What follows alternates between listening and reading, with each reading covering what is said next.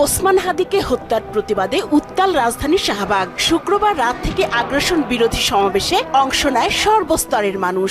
হাদির রক্ত বৃথা যেতে দেব না, আমরা সবাই হাদি, এই মুহূর্তে দরকার বিপ্লবী সরকার সহ নানা প্রতিবাদী স্লোগানও দেয় বিক্ষোভকারীরা।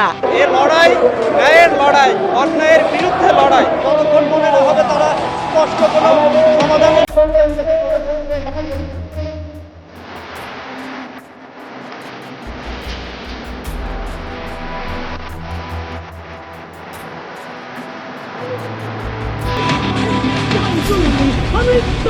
খন্ড আমি আপনার কানে নিতে চাই।